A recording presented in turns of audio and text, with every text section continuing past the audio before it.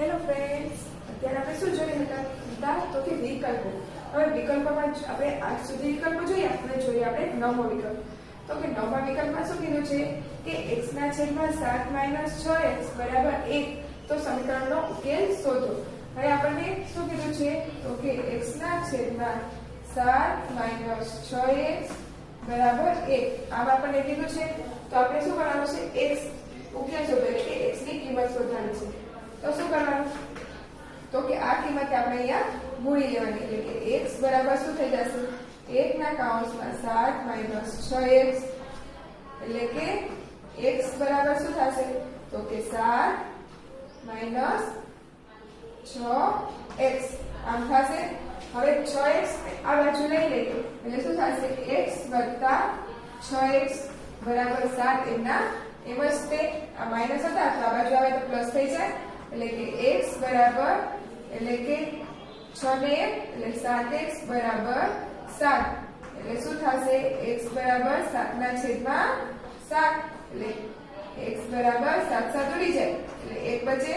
તો x ની કિંમત આપણને શું મળી તો કે 1. એટલે તો આપણો ઉકેલ શું આવ્યો 1. તો ફ્રેન્ડ્સ બધાને સમજાઈ ગયું ને? તો હવે તે જોઈએ આપણે 10મો વિકલ્પ. તો તેમાં શું કીધું છે એક સમય સંખ્યાનો છેદ તેના અંશ કરતા 3 વધારે છે. જો અંશ x હોય તો સમય સંખ્યા ખાલી જગ્યા છે. હવે આપણે કીધું છે કે એક સમય સંખ્યાનો છેદ અને અંશ કરતા 3 વધારે છે. છેદ રહ્યો એ અંશ કરતા 3 વધારે છે. જો અંશ આપણને કીધો છે, જો અંશ એટલે કે અંશ x હોય તો છેદ કેટલો થાય તો આપણે કીધું હતું છેદ કરતા અંશ કેટલો છે 3 વધારે એટલે કે x + 3. તો થઈ ગયો આ આપણને મળી ગયું. આપણને અંશ કીધો તો કેટલો છે x અને છેદમાં માટે શું કીધું હતું કે તે અંશ કરતા 3 વધારે છે. તો x + 3 એટલે કે આના કરતા 3 વધી ગયા ને એટલે કે આપણનો જવાબ આવી ગયો. શું આવ્યો x ના છેદમાં x + 3. તો ફ્રેન્ડ્સ સમજાઈ ગયો. હવે જોઈએ આપણે 11મો. તો તેમાં શું કીધું છે કે બે સંખ્યાઓનો ગુણોત્તર 2/3 છે અને તેમનો સરવાળો 50 છે. તો આપણે x ચલ વડે સમીકરણ સ્વરૂપે દર્શાવવાનું છે. x ચલ વડે. હવે શું કીધું તો કે ગુણોત્તર આપણે કેટલો કીધો 2/3 અને તેમનો સરવાળો શું કીધો 50. જો ચલ x વડે સમીકરણ સ્વરૂપે દર્શાવવાનું છે તો આપણે ધારીએ કે આપણે x લ્યો એટલે કે તે અંશ છે અને બંનેનો સરવાળો શું કીધો છે તો કે 50 કીધો છે બંનેનો સરવાળો. તો હવે આપણે 1 ની કિંમત મળી ગઈ તો બીજાની કિંમત શોધવા માટે આપણે શું કરવું પડે તો કે 50 માંથી આપણે x કિંમત બાદ કરવી પડે એટલે આપણે છેદ મળી જાય. અને શું કીધું છે બંનેનો ગુણોત્તર કેટલો કીધો તો કે 2/3 એટલે કે 2/3. તો આવી રીતે આપણને મળી જાય. તો કે આપણે અંશ ધાર્યો શું x અને શું કીધું છે કે તેમનો સરવાળો કેટલો થાય છે 50. તો આપણને એક કિંમત મળી તો બીજી કિંમત શોધવા માટે શું કરવું પડે 50 માંથી આપણે x બાદ કરવો પડે એટલે આપણને બીજી કિંમત મળી જાય એટલે કે x ના છેદમાં 50 - x બરાબર આપણને ગુણોત્તર કેટલો કીધો 2/3 એટલે કે 2/3. તો ફ્રેન્ડ્સ આપણે તમને બધાને સમજાઈ ગયો ને? તો ચાલો હવે આપણે જોઈએ આમાં 12મો વિકલ્પ. તો શું કીધું છે માતા અને બે પુત્રીઓની હાલની ઉંમરનો સરવાળો 65 વર્ષ છે. x વર્ષ પછી આ ત્રણેય ઉંમરનો સરવાળો કેટલો થાય? તો આપણે શું કીધું છે કે હાલમાં તેમની ઉંમરનો સરવાળો કેટલો કીધો તો કે 65. હાલની ઉંમરનો સરવાળો 65 કીધો. તો શું કીધું છે x વર્ષ પછી આ ત્રણેયની ઉંમરનો સરવાળો કેટલો થાય તો કેટલાની ઉંમર છે 3 અને આપણે હાલની ઉંમર ધારી એટલે કે x. તો શું થશે 65 + 3x. આપણે શું કરી તો કે ઉંમર ધારી કોની તો કે x વર્ષ. x વર્ષ પછી આપણને કીધું છે એટલે કે x વર્ષ પછી 3 ની ઉંમરનો સરવાળો કેટલો થશે તો કે 65 + 3x એટલે કે આપણને મળી ગયો. હવે જોઈએ આપણે ચોથું.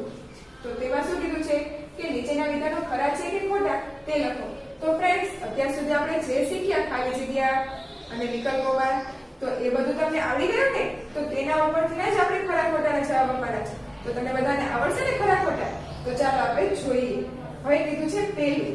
તો તેમાં શું કીધું છે કે x ના છેદમાં 2 + 3 ના છેદમાં 4 બરાબર 8 સમીકરણ માટે x ના છેદમાં 2 બરાબર 8 માઈનસ 9 ના છેદમાં 4 સાચું છે. તો જુઓ આપણે આમાં આપ્યું છે x ના છેદમાં 2 વત્તા 3 ના છેદમાં 4 બરાબર 8. આમાં પણ આપ્યું છે. આને આપણે બીજી રીતના લખવા કેવી રીતે લખી શકાય? તો કે x ના છેદમાં 2 એમના એમ જ રાખવાના અને બરાબર કરી નાખવાના. હવે 8 એમના એમ જ રાખીએ. હવે આ સંખ્યા ને એટલે બરાબરની બીજી સાઈડ લઈ જઈએ તો કેવી થઈ જાય? તો કે માઈનસ, એટલે કે 3 ના છેદમાં 4. તો બીજી રીતના આપણે આમ લખી શકીએ. તો આ જો આવે છે આવી રીતના. તો કે આ વિધાન કેવું છે? સાચું. સમજાઈ ગયું? શું કર્યું આપણે? તો કે આ સંખ્યાને બરાબરની બીજી સાઈડ લઈ ગયા. 3 હતી તો તે ઋણ થઈ ગઈ. આ વિધાન સાચું છે.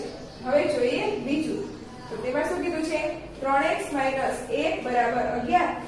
સમીકરણ માટે 3x બરાબર 11 1 સાચું છે. તો શું કીધું છે? તો કે 3x 1 બરાબર 11. આમ આપ્યું છે. તો એમ કે છે કે આ રહ્યું એને બરાબરની બીજી સાઈડ લઈ જઈએ તો કે માઈનસ, એટલે કે આમાં શું થઈ જાય? 3x બરાબર 11 1 માઈનસ છે ને બરાબરની બીજી સાઈડ લઈ જઈએ તો કેવી થઈ જાય? પ્લસ, એટલે કે આવી રીતના થઈ જાય. પણ આમાં શું કીધું છે કે 3x બરાબર 11 1 એ રીતે સાચું છે. તો આ વિધાન કેવું છે? આપણે ખોટું. કેમ આવે? તો કે 3x બરાબર 11 1. ઓકે, એટલે આ વિધાન કેવું છે? ખોટું. હવે જોઈએ ત્રીજું. તો તેમાં શું કીધું છે કે x ના છેદમાં 2 વત્તા 1 બરાબર 9. સમીકરણ માટે x વત્તા 1 બરાબર 18 એ સાચું છે. તો ચાલો આપણે જોઈ લઈએ. તો શું કીધું છે કે આપણને સમીકરણ આપ્યું છે કયું? તો કે x ના છેદમાં 2 વત્તા 1 બરાબર 9. આવું સમીકરણ આપ્યું છે. તો એમાં એમ કે છે x વત્તા 1 બરાબર 9. તો આ સાચું છે. તો ચાલો જોઈએ. તો સૌથી પહેલા શું થાય? તો કે આપણે આનો શું કરવો પડે? લસા લેવો પડે. એટલે કે 2 અને છેદમાં અંશમાં શું થાય? તો કે x વત્તા 2 અહીંયા પણ 2 વડે ગુણવો પડે બરાબર 9. તો શું થાય? x વત્તા 2 બરાબર 9 દુને 18. આવું થાય? તો ફ્રેન્ડ્સ જો આવું થાય છે તો કે ના, એટલે કે આ વિધાન કેવું છે? ખોટું. ઓકે, સમજાઈ ગયું ને? શું કર્યું? તો કે આપણે લસા લીધો. હવે આના છેદમાં 2 લેવા હોય તો અંશને કેટલા વડે ગુણવું પડે? 2 વડે ગુણવું પડે. એટલે 2 કા 2 અને આ 2 ને અહીંયા ગુણાય છે એટલે 9 દુને 18. એટલે x વત્તા 2 બરાબર 18. એટલે કે આ વિધાન કેવું છે? ખોટું. તો સમજાઈ ગયું ને બધાને? હવે જોઈએ તેવી રીતના ચોથું. તો તેમાં શું કીધું છે? 2 ના છેદમાં 5 x બરાબર 4. સમીકરણ માટે x બરાબર 10 ખાલી છે. x બરાબર 10 છે. તો ચાલો જોઈ લઈએ કે 2 ના છેદમાં 5x બરાબર 4. તો શું કીધું છે કે આનું એને આપણે ગુણી લઈએ. તો જો એટલે કે 2x બરાબર 5 ગુણ્યા 4 એટલે કે 5 ચોક 20. તો કે x બરાબર શું આવે છે? તો કે 20 ના છેદમાં 2 એટલે કે x બરાબર 10. 2 ના 10 એટલે કે આ વિધાન કેવું છે? સાચું. x બરાબર આપણને કેટલા મળ્યા? 10 મળ્યા ને? એટલે આ વિધાન કેવું છે?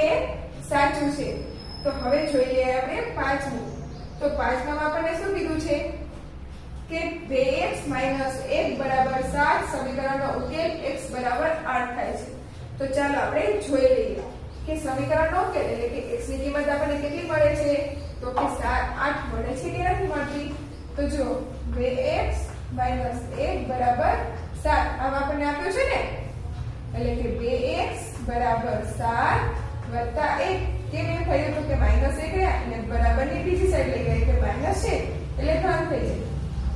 2x બરાબર 8 એટલે કે x બરાબર 8 ના છેદમાં 2 એટલે x બરાબર 2 દુ 4 એટલે 2 ચોક 8 એટલે કે x બરાબર કેટલા મળે આપણને? 4. તો ફ્રેન્ડ્સ આપણને x ની કિંમત કેટલી મળે છે? 4. નામાં કેટલી કીધી છે? 8. એટલે કે આ વિધાન કેવું છે? ખોટું. હવે જોઈએ છઠ્ઠું. તો તેમાં શું કીધું છે કે x 1 બરાબર 3 અને x વત્તા 1 બરાબર 5 બંનેનો ઉકેલ સરખા આવે છે. તો ચાલો આપણે જોઈ લઈએ કે આ સમીકરણ એટલે કે x માઇનસ 1 બરાબર 3 આ અને બીજું કયું તો કે x વત્તા 1 બરાબર 5 આ બંને સમીકરણનો જવાબ એક સરખો આવે છે તો ચાલો જોઈ લઈએ તો x બરાબર અહીંયા શું આવે છે 3 વત્તા 1 એટલે કે x બરાબર 4 તો ચાલો આમાં આપણે જોઈ લઈએ તો x બરાબર 5 માઇનસ 1 એટલે કે x બરાબર 5 માંથી 1 જાય 4 તો કે 4 જો આમાં પણ 4 આવ્યો અને આમાં પણ 4 આવ્યો એટલે બંનેના જવાબ કેટલા આવ્યા કેવા આવ્યા સરખા એટલે કે આ વિધાન કેવું છે સાચું હવે જોઈએ 7મું તો તેમાં શું કીધું છે કે x ના છેદમાં 3 બરાબર 4 અને x વત્તા 1 બરાબર 3 તે સમીકરણ ઉકેલ સરખા છે તો ચાલો એ પણ આપણે જોઈએ કે x ના છેદમાં 3 બરાબર 4 અને x વત્તા